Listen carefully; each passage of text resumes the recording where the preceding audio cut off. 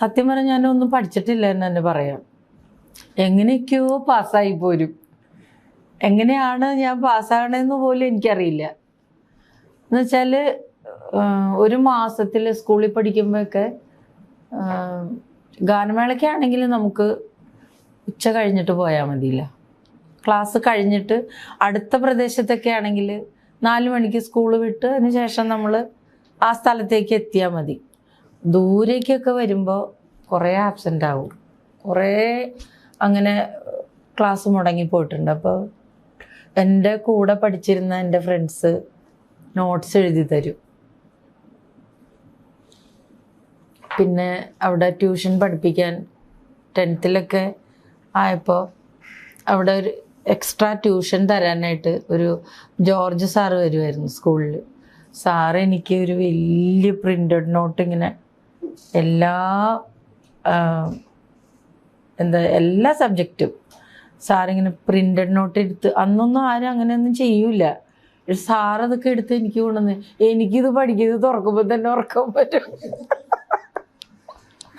എനിക്കിത് പഠിക്കാനേ പറ്റാറില്ല. അപ്പം ഞാൻ എന്ത് ചെയ്തു, ഞാൻ പേര് പറയണില്ല, എനിക്ക് ഏറ്റവും അടുപ്പമുള്ളൊരു നന്നായിട്ട് പഠിക്കണ ഒരു കൊച്ചിന് ഞാനത് ഗിഫ്റ്റ് ചെയ്തു. എനിക്കത് പഠിക്കാൻ പറ്റാറില്ല. പിന്നെ ഞാൻ എങ്ങനെയൊക്കെയോ 10ാം ക്ലാസ് പാസ്സായി. അതിനും വേറൊരു കഥയുണ്ട്, ചിരിക്കുക. പക്ഷെ അത് ഇങ്ങനെ ഓപ്പണായിട്ട് പറഞ്ഞ എന്നെ ചിലപ്പോ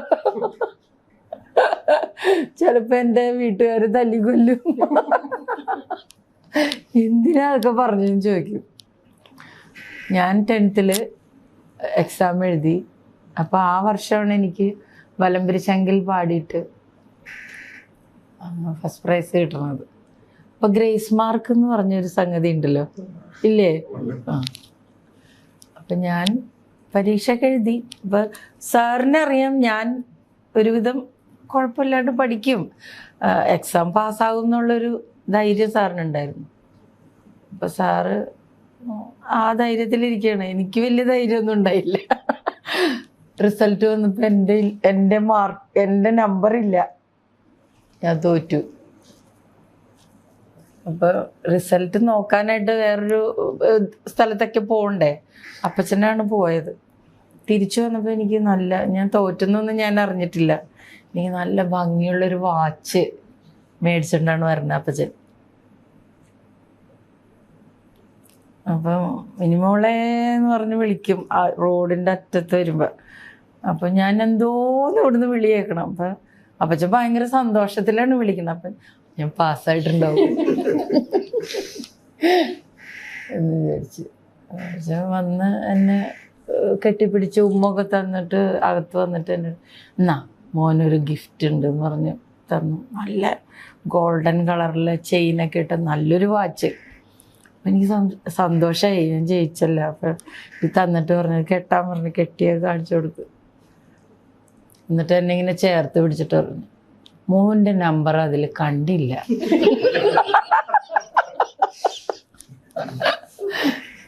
എന്ന് പറഞ്ഞു. അപ്പം ഞാനിങ്ങനെ നമ്പർ കണ്ടില്ല തോറ്റുന്ന അപ്പോഴും പറയണില്ല.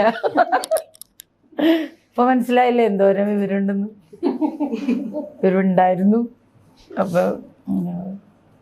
അപ്പം നമുക്കൊന്നുകൂടി നോക്കാം. അപ്പം അമ്മച്ചി അവിടെ നിന്ന് ചിരിക്കണ്. അപ്പം ഞാൻ അമ്മച്ചിനെ നോക്കിയപ്പോൾ മോൻ ജയിച്ചിട്ടില്ല. അപ്പോഴും തോറ്റു എന്ന് പറയണില്ല, മോൻ ജയിച്ചിട്ടില്ല എന്ന് പറഞ്ഞു. അപ്പം ഞാൻ കരഞ്ഞു. ഞാൻ കഷ്ടപ്പെട്ടത് എനിക്കല്ലേ അറിയുള്ളൂ. ഉറക്കം നിന്ന് ഇതൊക്കെ പഠിക്കണ്ടേ, എങ്ങനെയെങ്കിലുമൊക്കെ എക്സാം എഴുതിയിട്ടുണ്ടെന്നുള്ളൊരു സാറിന് ഭയങ്കര സങ്കടമായത്. 2ാമത് പേപ്പർ എടുപ്പിച്ചു, അങ്ങനെ റീവാലുവേഷൻ ചെയ്തു, ഞാൻ പാസ്സായി. അതാണ് എൻ്റെ SSLC കഥ. ഇതുവരെ ആരും ചോദിച്ചിട്ടില്ല. എല്ലാവർക്കും ഞാൻ പാട്ടുകാരിയായിട്ട് കാണാനാണ് ഇഷ്ടം. എനിക്ക് ആ ചോദ്യം ഭയങ്കര ഇഷ്ടമായി.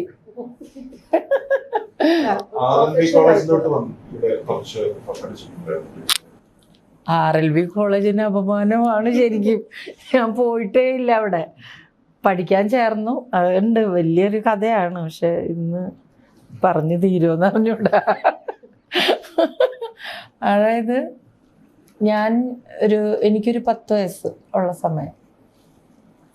അപ്പം അവിടെ എൻ്റെ മൂത്ത സിസ്റ്ററുടെ, എൻ്റെ വലിയേച്ചിയുടെ ഫ്രണ്ട് ഒരു കുഞ്ഞുമേരി ചേച്ചിയുണ്ട്. ചേച്ചി ഡാൻസ് നന്നായിട്ട് ചെയ്യും.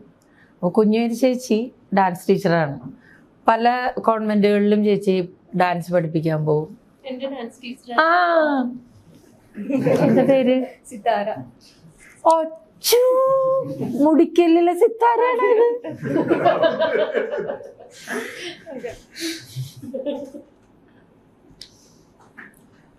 ഇവിടെ നിന്നാണ് തുടക്കം. കാണാൻ കാത്തിരിക്കോട് പറഞ്ഞിട്ട്.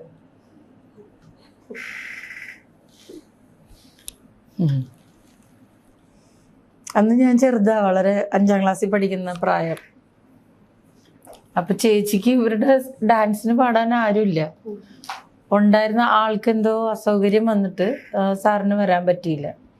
അപ്പൊ അവരൊക്കെ വലിയ മ്യൂസിക് ടീച്ചേഴ്സൊക്കെയാണ് ഡാൻസിന് പാടുന്നത്. അപ്പൊ ചേച്ചിക്ക് ഭയങ്കര വിഷമായി. ആരെങ്കിലും പാടണ്ടേ, കോമ്പറ്റീഷൻ എപ്പോഴും ഫസ്റ്റ് പ്രൈസ് അവർക്കൊക്കെ അല്ലേ? ഓർമ്മയുണ്ടല്ലേ അതൊക്കെ? ശോ, ഭയങ്കര ചേച്ചിക്ക് വിളിക്കണം ചെന്ന് ഞാൻ പറയാം.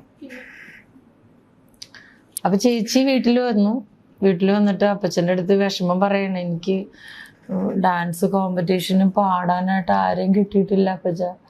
അപ്പം ഞാനവിടെ ഇങ്ങനെ കളിച്ച് കിടക്കുന്നുണ്ട്. അപ്പം മിനിമോളെ ഇന്ന് വിടുമോ അപ്പച്ചൻ ഡാൻസിന് പാടാം? അപ്പം അപ്പച്ചിക്ക് ഒരു സംശയം, എന്നെ കൊണ്ടുപോയിട്ട് എന്ത് ചെയ്യാനാ, കൊച്ചല്ലേ, അങ്ങനെ സീരിയസ് ആയിട്ട് അങ്ങനെയൊന്നും പാടി ശീലമില്ലല്ലോ. അപ്പം അപ്പച്ചി മനമില്ല മനസ്സോടെ എന്നെ ചേച്ചിയുടെ കൂടെ വിട്ടു.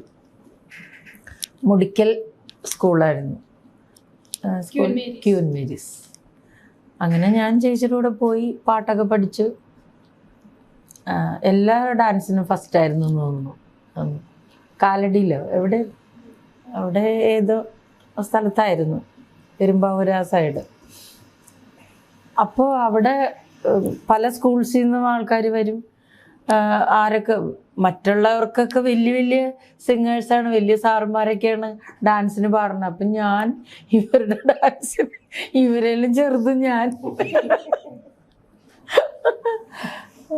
അപ്പം ഞാൻ പാടി കഴിഞ്ഞപ്പോൾ പുതിയൊരു ശബ്ദം കേട്ടതിൻ്റെ ആ ഒരു ഇഷ്ടത്തിൽ അവിടെ ഉണ്ടായിരുന്ന കുറേ പേര് വന്ന് എന്നോട് മോള് നന്നായിട്ട് പാടി എന്നൊക്കെ പറഞ്ഞു. പിന്നെ ചേച്ചിയുടെ അടുത്ത് ഞാൻ ആരാന്നൊക്കെ ചോദിച്ചറിഞ്ഞു.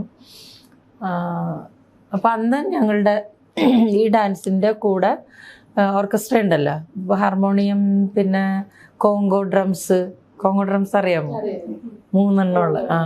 അപ്പം അത് വായിക്കാനൊരു ഷാജി ചേട്ടനുണ്ടായിരുന്നു. ആ ചേട്ടൻ എൻ്റെ അഡ്രസ്സ് വാങ്ങി കുറേ നാൾ കഴിഞ്ഞപ്പോൾ വീട്ടിൽ വന്നിട്ട് പറഞ്ഞു, ഞങ്ങൾക്ക് പെരുമ്പാവൂർ ഇങ്ങനെ ഒരു ഫാസ് ഓഡിറ്റോറിയത്തിലൊരു പ്രോഗ്രാമുണ്ട്, അപ്പോൾ മിനിമോളെ വിടാമോ എന്ന് ചോദിച്ചു. അപ്പം ഞാൻ അതുവരെ ഗാനമേളയ്ക്കൊന്നും പാടിയിട്ടില്ല എന്ന് പറയാൻ പറ്റില്ല. അപ്പച്ചൻ്റെ കമ്പനിയിൽ IAC അവിടെ എല്ലാ വാർഷികത്തിനും എന്തെങ്കിലും ഓർക്കസ്ട്രയൊക്കെ ഉണ്ട്. അപ്പം അന്ന് അവിടുത്തെ വലിയ ഉദ്യോഗസ്ഥരൊക്കെ വിളിച്ചുകൊണ്ട് PG എബ്രഹാം സാറ്, അവരൊക്കെ വലിയ വലിയ ഓർക്കസ്ട്രയാണ് അവിടെ കൊണ്ടുവരിക. എറണാകുളത്തുള്ള കലാഭവൻ അല്ലെങ്കിൽ CAC അങ്ങനെയുള്ള ഓർക്കസ്ട്രനെ വിളിച്ചിട്ട് ഇവിടുത്തെ സ്റ്റാഫിൻ്റെയും ലേബേഴ്സിൻ്റെയും മക്കളെ കൊണ്ട് പാടിക്കും.